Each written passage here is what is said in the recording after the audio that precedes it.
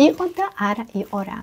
დინოზავრების ფერად მიწაზე ცხოვრობდა პატარა ლურჯი დინოზავრი სახელად დინო.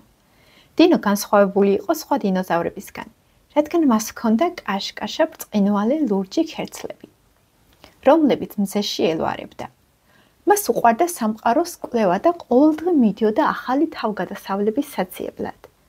ერთ დღეს, როდესაც დიდ ჩანჩქერთან თამაშობდა, დინომ უცნაური რამ შენიშნა.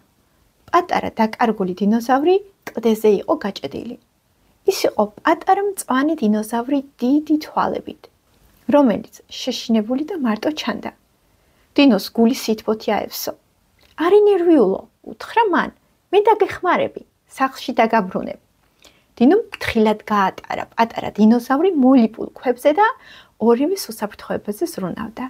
როცა მდინარე გადაკვეთეს, დაინახეს უზარმაზარი აყვავებული ყვავილები და დინოს ქერცლები მზის შუქზე კიდევ უფრო განათდა.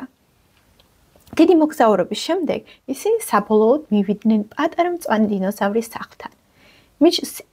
მისი ოჯახი უზომოდ ბედნიერი და მადლიერი იყო, რომ დინომ ასეთი კარგი მეგობარი აღმოჩნდა. პატარა დინოზავრმა დინო ძლიერად ჩაიხუტა და უთხრა: „მადლობა რომ დამეხმარე დინო, შენ ჩემი გმირი ხარ“.